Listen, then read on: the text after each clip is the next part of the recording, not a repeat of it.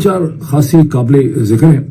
एक तो ये थी कि दिसंबर के आखिरी हफ्ते में ही पाकिस्तान की अफवाज ने स्पेशल कमांडो ऑपरेशन वगैरह करके वाघ खान कॉरिडोर का एक हिस्सा जो है बताया जाता है 400 से 500 मीटर का एक हिस्सा, जिसमें एक छोटा सा दरिया था, कुछ वैली थी, पता नहीं चोटियां थी, उन पे उन्होंने कब्जा कर लिया। ये और बात है कि 3 या 4 जनवरी 2025 को अफगान तालिबान की हुकूमत के स्पोक्स पर्सन ने इसकी तरदीद की।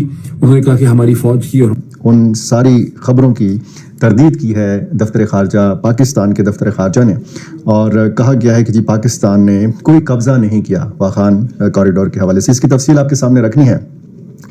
इसमें एक तरफ चाइना से मिला हुआ है और चाइना के जो शिनजियांग प्रोविंस है उसको मिलाता है अफगानिस्तान के साथ, फिर ताजिकिस्तान, अफगानिस्तान और पाकिस्तान। और ये जो है कॉरिडोर, ये आप कह सकते हैं कि ताजिकिस्तान और पाकिस्तान के दरमियान ये कॉरिडोर है। तो ये वज़ीर आला पंजाब मरियम नवाज का कहना है कि आज 190 मिलियन पाउंड केस का फैसला आया। दूसरों को चोर चोर कहने वाला पाकिस्तान का पहला वज़ीर आज़म बना जो रिश्वत लेने पर रंगे हाथों पकड़ा गया।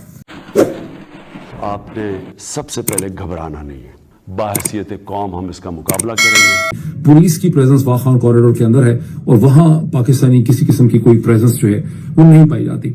फिर ये है कि पाकिस्तान को वाघ खान कॉरिडोर की इसलिए जरूरत है कि जब पाकिस्तान वाघ खान कॉरिडोर को फतह कर लेगा, उस पर अगर कंट्रोल अपना एक्सरसाइज कर लेगा, होल्ड कर लेगा उस जमीन को, तो उसे चीन तक वहां से एक बाकायदा फिजिकल जोग्राफिकल एक्सेस मिल जाएगी।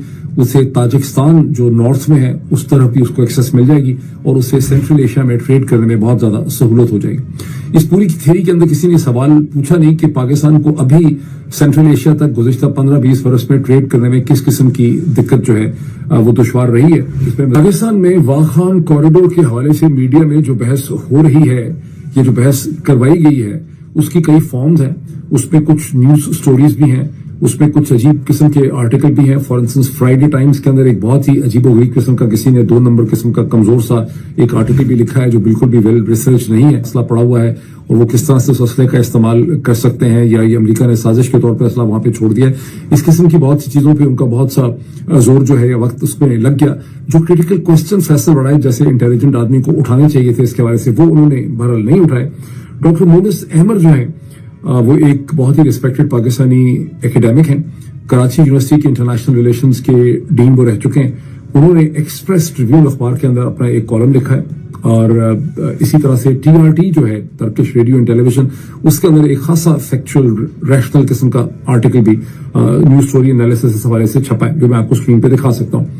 हैरत की बात यह है कि मोनिस अहमद जैसे एक्सपीरियंस एकेडमिक ने इंडिया टुडे के हिंदुस्तानी पब्लिकेशन के एक आर्टिकल को कोट किया है ये कहने के लिए, ये साबित अस्मा जहांगीर साहबा की वो स्टेटमेंट सुन रखी है जब वो बहुत गुस्से से कहती हैं ये जर्नल डफर हैं, ये डफर हैं। 2022 के रिजीम चेंज ऑपरेशन के बाद चूंकि लोग जर्नलों के खिलाफ हो गए तो ये स्टेटमेंट मोहतरमा अस्मा जहांगीर साहबा की बहुत ज्यादा मकबूल हो गई। इसको लोग हजारों लाखों दफा दोहरा चुके हैं। लेकिन अस्मा जहांगीर साहबा की इस स्टेटमेंट का मसला यह है कि इसकी बुनियादी असम्पशन ये है, इसका कयास ये है कि जर्नल साहिबान जो है वो पाकिस्तान के वसी तर मफाद के अंदर, उसके स्ट्रेटेजिक इंटरेस्ट के अंदर काम करना चाहते हैं। विजन उनका है उसमें, लेकिन उसमें बार बार फेल हो जाते हैं, नाकाम हो जाते हैं, इसलिए कि उनका विजन जो है वो डिफेक्टिव है। अगर इसको आप इस थीसिस से रिप्लेस कर लें कि पाकिस्तान के जर्नल साहिबान जो है वो पाकिस्तान के इंटरेस्ट में नहीं अपने जाती स्ट्रेटेजिक इंटरेस्ट में काम करते हैं और इसमें वो इतने कामयाब हैं कि अपनी हर किस्म की कार्रवाई को पाकिस्तान के स्ट्रेटेजिक इंटरेस्ट और नेशनल इंटरेस्ट में कन्वर्ट करके उसका सौदा जो है वो बेच देते हैं और पाकिस्तानी लोगों को बेवकूफ बनाते हैं। तो इस लिहाज से अगर आप देखें तो आपको पता चलता है कि जर्नल साहिबान जो है वो बेइंतहा स्मार्ट है। अब आए इस चीज की तरफ कि जो कुछ अभी हो रहा है इसका बैकग्राउंड क्या है। इसे समझाने के लिए मैंने छोटे छोटे बुलेट पॉइंट्स बनाए हुए हैं। बुलेट पॉइंट नंबर 1 ये है कि 9/11 के बाद अमेरिका का और मगरिब का पाकिस्तान की एस्टैब्लिशमेंट GHQ को बहुत दबाव था कि हिंदुस्तान को आप एंगेज करें। ये एंगेज करना नहीं चाहते थे, कभी कुछ होता था कभी कुछ होता था। 9/11 के फौरन बाद सीज फायर किया और आप देखते हैं कि जनवरी 2021 के बाद से सो मच हो कि हिंदुस्तान ने कश्मीर का आर्टिकल 370 जब खत्म किया तो इन्होंने चूं तक नहीं की और जनवरी 2021 के बाद से मसलसल जो है इन्होंने हिंदुस्तान के साथ बहुत ही रिमार्केबल पीसफुल टाइम इन्होंने जो है वो गुजारा।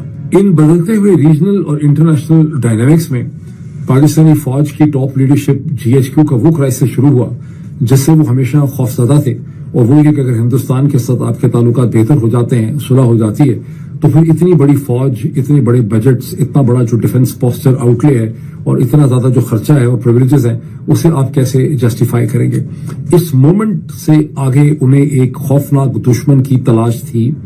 वो तो जब तक प्राइम मिनिस्टर इमरान खान था, अफगान तालिबान को दुश्मन करार देना मुमकिन नहीं था, लेकिन जैसे ही रेजिम चेंज ऑपरेशन खत्म होता है कामयाबी से, उसकी थोड़ी देर के बाद ही अफगान तालिबान इस जरूरत को पूरा कर देते हैं।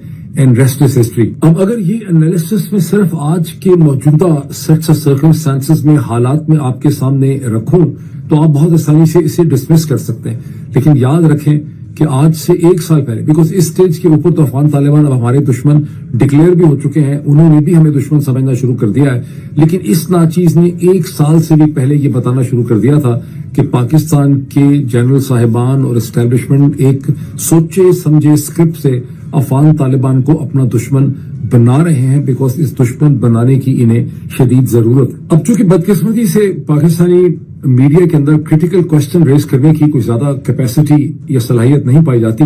ये शॉर्टेस्ट रूट है पाकिस्तान से सेंट्रल एशियन रिपब्लिक्स को या स्टेट्स को। इसकी अहमियत बहुत ज़्यादा है इन द सेंस के जो ये के ज़माने में सिल्क रूट का हिस्सा भी हुआ करता था, तो अब चाइना चूंकि ये शिनजियांग प्रोविंस से जाकर मिलता भी है, तो चाइना की ख्वाहिश यही है कि यहाँ पे भी कुछ इकोनॉमिक एक्टिविटी की जाए, उसको बेल्ट एंड रोड इनिशिएटिव का हिस्सा बनाया जाए, क्योंकि भारत पाकिस्तान के जहाँ तक मामलात हैं, कोई थोड़ी बहुत प्रॉब्लम्स आ रही हैं CPEC के हवाले से, तो लेकिन ये अल्टरनेटिव नहीं है CPEC का, क्योंकि CPEC की गवादर पोर्ट की वजह से अपनी एक अहमियत है और उस अहमियत को ख़त्म नहीं किया जा सकता। तो चाइना इस बात को रियलाइज़ करता है। पिछले जनवरी में जैसा कि आप जानते हैं कि पाकिस्तान और अफगानिस्तान के दरमियान कुछ झड़पें हुई, हमारे फौजी जवान शहीद हुए और अफगानिस्तान की जानिब भी नुकसान हुआ, और ख़ास तौर पे उनके कहने के मुताबिक 50 सिविलियन जिनमें ख़वातीन और बच्चे भी शामिल थे हमारी एयर स्ट्राइक से जाँ बहक हुए।